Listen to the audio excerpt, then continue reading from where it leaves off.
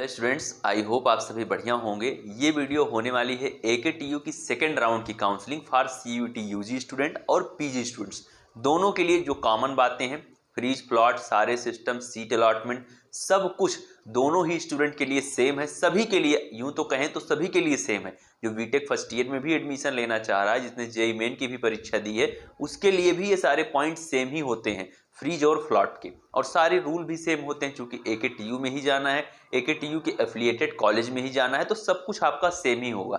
मैं second round की बात अभी क्यों कर रहा हूं, टाइम से पहले क्यों कर रहा हूं? इसलिए मैं कर रहा हूं चूंकि काफी लोग फ्लॉट करने से डर रहे हैं। काफी लोग ऐसे हैं जो खराब कॉलेज उठा ले रहे हैं। उनको लग रहा है मेरे पैसे का नुकसान हो जाएगा यदि मैं फ्लॉट करता हूं, मुझे मेरा 5,000 रुपया चला जाएगा।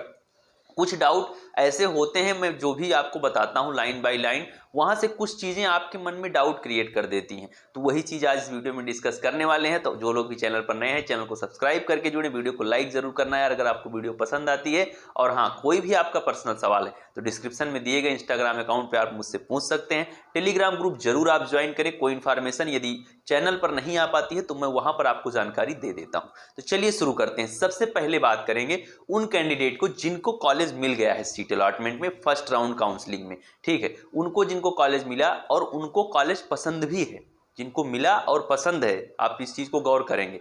कॉलेज मिला और पसंद है, वो क्या करेंगे? वो अपना 20,000 रुपया पेमेंट करेंगे, जनरल और ओबीसी के कैंडिडेट। और जो एससी एसटी वाले हैं वो 12,000 रुपये पेमेंट करेंगे, जिनको सीट मिली है।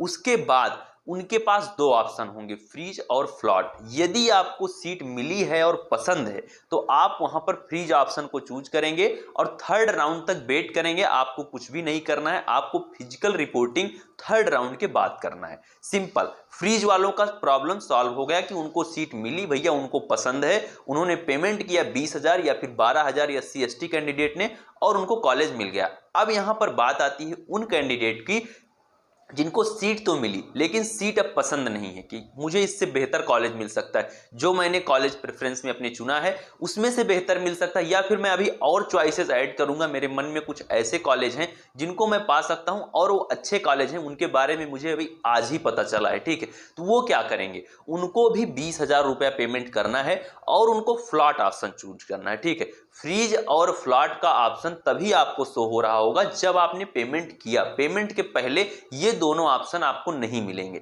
पेमेंट करने के बाद आप लोग फ्लॉट ऑप्शन को चूज करेंगे, जिनको सीट मिली लेकिन पसंद नहीं है। आपकी लिस्ट में से कोई आपको अच्छा मिलना चाह रहे हैं आप, कि कोई अच्छा कॉलेज आपको मिल जाए, या फिर आप नए कॉलेज ऐड करना चाह रहे हैं, कोई दिक्कत वाली बात नहीं। आप लोग बेफिक्र होकर ऐड करें। और मैं भी आपको कहता हूं कि आप लोग ये प्रोसेस थर्ड राउंड तक करें ही करें। यदि आपको कॉलेज नहीं पसंद है, किसी भी प्रकार का आपके मन में डाउट है, तो आप लोग फ्लॉट करें। अभी फ्लॉट करने से आप डरे ना बिल्कुल। और एक चीज मैं और क्लियर करना चाहता हूं, जो भी फ्लॉट कर रहे हैं, 20,000 रुपया आपने अगर पेमेंट कर दिया, यहीं पर डाउट अटक रहा है सबसे ज्यादा। 5,000 रुपए के लिए आप सबसे ज्यादा कंफ्यूज हुए हैं।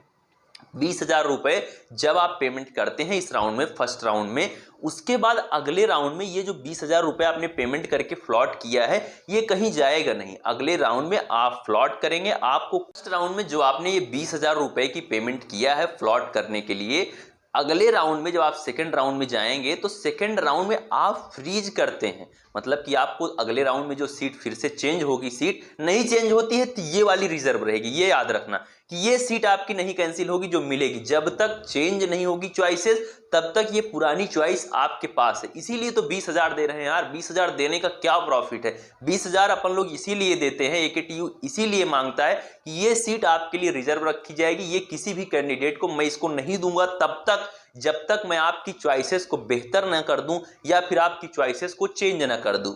ठीक है, यूजुअली क्या होता है कि आपको ऊपर की जो चॉइसेस हैं वही मिलती हैं। जैसे मान लीजिए 4 कॉलेज भरा है, फर्स्ट राउंड में चौथी आपकी चॉइस जो है वो अलॉट हुई है, तो अगले राउंड में, सेकंड राउंड में आपको तीसरे नंबर वाली चॉइस जनरली आपको स्टूडेंट को मिलेगी। ठीक है, वहां पर क्या होगा? यदि आप फ्रीज करते हैं तो यही 20,000 रुपए आपका वहां पर फ्रीज सिर्फ आप चुनेंगे, वहां पर आपको पेमेंट नहीं करना है, कुछ भी नहीं करना है, और ये 20,000 रुपया भी आपके कॉलेज की फी में एडजस्ट हो जाएगा।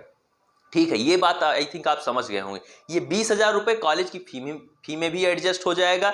एक ही बार आपको पेमेंट करना है, 1 से 4 राउंड तक रजिस्ट्रेशन भी एक बार होगा, 20,000 की पेमेंट भी एक बार होगी।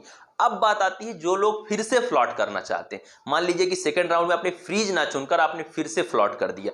फिर से आप फ्लॉट कर रहे हैं, आपको फिर से कोई भी पेमेंट नहीं देना है। आपको 20,000 रुपए की पेमेंट दोबारा नहीं करनी है, ना ही आपको वहां पर 15,000 वापस लेना है, कुछ भी नहीं करना है। आपको सिंपल फ्लॉट ऑप्शन चूज कर लेना है और आप ऑलरेडी क्या करेंगे, थर्ड राउंड में आप लोग मूव कर जाएंगे। ठीक है, तो यहां पर आपका 5,000 रुपए का नुकसान यहां भी नहीं होगा। आप फ्रीज चुने, फ्लॉट चुने, पेमेंट 4 राउंड तक एक बार करना है। अब बात आती है कि 5,000 का नुकसान कहां पर होता है। 5,000 का नुकसान स्टूडेंट वहां होता है जब आप ये सोचते हैं कि मुझे जो कॉलेज मिल रहा है या फिर AKTU से मुझे काउंसलिंग नहीं करना है, मुझे AKTU के थ्रू कॉलेज लेना ही नहीं है। जब आप एडमिटेड सीट विड्रॉल का ऑप्शन चुनेंगे, यही कंडीशन होती है। उसके बाद आप पूरी की पूरी रेगुलर राउंड काउंसलिंग से बाहर हो जाएंगे, आप काउंसलिंग कर ही नहीं पाएंगे AKTU में। उसके बाद आपको डायरेक्ट राउंड में ही आपको पार्टिसिपेट करना होगा। वहां पर कॉलेज मिलने के चांसेस थोड़े कम भी होते हैं, लेकिन यदि आपका जुगाड़ है, आपकी रेफरेंसेस हैं, तो आपको क्या होता है कि तमाम डायरेक्ट एडमिशन वाले कॉलेज जो होते हैं वो आपको एडमिशन दे देते हैं। आई थिंक आप ये चीज समझ रहे होंगे कि 20,000 रुपया आपको बार बार नहीं पे करना है। एक बार फ्रीज करोगे या फ्लॉट करोगे, पेमेंट एक बार ही होगी। 5,000 रुपया तभी आपका कटेगा जब आप उस पैसे को वापस लेते हैं अपने अकाउंट में, जब आप वापस मांगते हैं AKTU से, तभी होगा। नहीं तो आप अगले राउंड में यदि मूव कर रहे हैं तो वो 20,000 रुपया अपने आप अगले राउंड में चला जाएगा। अगले राउंड में वो पैसा हमेशा आपके अकाउंट में ही है, एक तरीके से आप ये मान के चल सकते हैं। और फ्रीज फ्लॉट करने पर वो पैसा आपका एडजस्ट हो जाएगा। ये हो गई पेमेंट की बात। अब बात आती है इसके बाद फिजिकल रिपोर्टिंग की, तो मैंने आपको बता दिया फिजिकल रिपोर्टिंग आपकी थर्ड राउंड के बाद होगी। आप लोग सेकंड राउंड में ये चीज याद रखें, वहां पर आप अपनी चॉइसेस को अल्टर कर सकते हैं, प्रेफरेंसेस को चेंज कर सकते हैं, नई चॉइसेस को आप ऐड भी कर पाएंगे स्टूडेंट। और ये आपकी 26 तारीख से चॉइस फिलिंग स्टार्ट हो जाएगी आपके सेकंड राउंड के लिए। आप सब कुछ वहां से कर सकते हैं। कौन कौन एलिजिबल होगा सेकंड राउंड के लिए, मैं एक बार फिर से आपको रिमाइंड करवाता हूं। वो कैंडिडेट एलिजिबल होंगे जो फ्लॉट करके जाते हैं, 20,000 रुपए पेमेंट करके जाते हैं। पेमेंट ना करने पर आप पूरी काउंसलिंग से बाहर हो जाएंगे। ये आप समझिए, फ्रीज करें या फ्लॉट, पेमेंट करना ही करना है। दूसरे वो कैंडिडेट होंगे जिनको सीट अलॉट भी नहीं हुई है, वो भी अगले राउंड में अपने आप चले जाएंगे। उनको वहां पर उनको भी चॉइस फिलिंग और चॉइस को अल्टर करने का उनके पास भी मौका वहां पर होगा।